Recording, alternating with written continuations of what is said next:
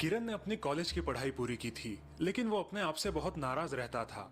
उसे ऐसा लगता था कि वो दुनिया का सबसे बदकिस्मत इंसान है। उसकी जिंदगी में कुछ भी सही नहीं हो रहा और उससे बस गलतियां ही गलतियां होती रहती है। एक दिन उर्मी ने देखा कि ऐसे ही बेचैनी में आकर किरण बहुत सारी नोटबुक पर कलम घसीटी करके उन्हें खराब कर रहा है। किरण ये लो और एक नोटबुक। किरण अचरज से उर्मी को देखता है। हाँ, इसे भी खराब करो, शायद तुम्हें तसल्ली मिले। उर्मी की बात सुन के किरण चिढ़ जाता है। ये क्या है दीदी, मैं यहाँ टेंशन में हूँ और आप मजाक कर रही है। उर्मी किरण के पास जाती है और उसे प्यार से समझाने की कोशिश करती है। किरण, अपनी गलतियों से सीखो और आगे बढ़ो। हाँ दीदी, मैं कोशिश तो करता हूँ, लेकिन बार बार मुझे मेरी पुरानी गलतियाँ याद आती है और फिर मेरा मन उठ जाता है। इट्स ओके, कल अच्छे से इंटरव्यू देना, पिछली गलतियां मत दोहराना। देखना, ये जॉब तुम्हें ही मिलेगी।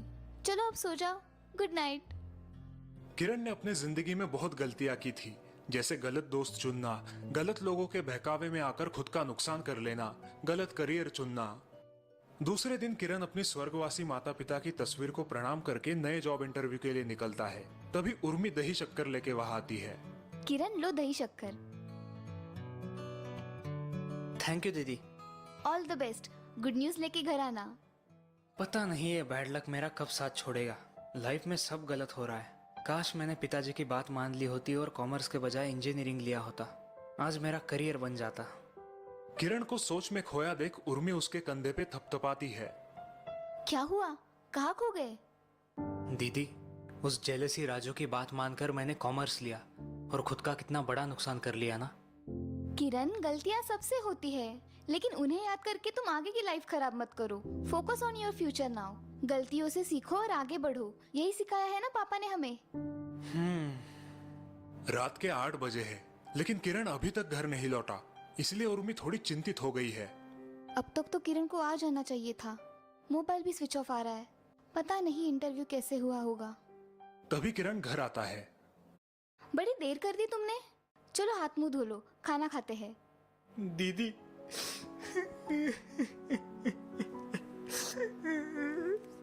किरण अपने आप को कंट्रोल नहीं कर पाता और रो पड़ता है। लगता है सिलेक्शन नहीं हुआ है। अरे कोई बात नहीं, दूसरी कंपनी में ट्राई करना। चलो हाथ मुंह धो लो फटाफट। मुझे नहीं खाना। I am a failure, biggest failure. मैं दुनिया का सबसे नाकामयाब इंसान हूँ। उर्मी किरण को शांत करती है। शांत हो जाओ किरण, जिंदगी बहुत बड़ी है। आज तुम्हारा सिलेक्शन क्यों नहीं हुआ? कैसे होता दीदी, मैंने इंटरव्यू दिया ही नहीं। किरण की बात सुन के उर्मी चकित हो जाती है। लेकिन क्यों? तुमने तो अच्छी तैयारी की थी इंटरव्यू की। पता नहीं मुझे क्या हो गया। मेरा नंबर आने ही वाला था और मुझे पसीने छूटने लगे। बहुत नर्वस फील होने लगा, हाथ पांव कांपने लगे और फिर मैं इंटरव्यू दिए बिना ही वहां से निकल पड़ा। ओह, अब तुम ठीक हो या डॉक्टर के पास चले? नहीं दीदी, इसकी कोई जरूरत नहीं। मेरी सारी गलतियां ऐन मौके पे मुझे याद आती है और मेरा हौसला टूट जाता है। मुझे नहीं लगता मैं कभी इससे उबर पाऊंगा। किरण अपने कमरे में चला जाता है और उर्मी सोच में पड़ती है। कैसे इस लड़की को समझाऊं? अगले दिन सुबह किरण उर्मी के कमरे में जाता है। उर्मी अपने डायरी में कुछ लिख रही है। गुड मॉर्निंग दीदी। गुड मॉर्निंग किरण, सॉरी आज ब्रेकफास्ट रेडी नहीं है। कोई बात नहीं, लेकिन सुबह सुबह ये तुम क्या लिख रही हो? तुम्हारे स्कूल की तो छुट्टियां चल रही है ना?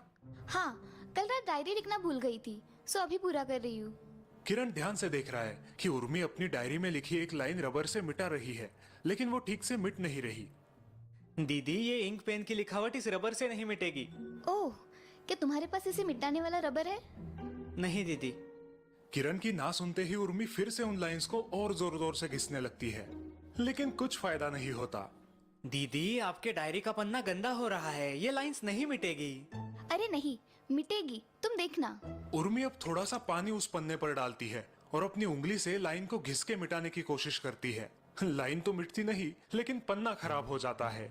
किरण उर्मी की हरकतें अचरज से देख रहा है। उफ, ये लाइंस कितनी जिद्दी है, इतनी कोशिश करने के बावजूद भी नहीं मिट रही। दीदी, आप खामखा परेशान हो रही हो। अब अगर आपने इस पन्ने को और ज्यादा घिसा तो वो फट जाएगा। हाँ पता है, लेकिन मुझे इन अनचाही लाइन से छुटकारा चाहिए।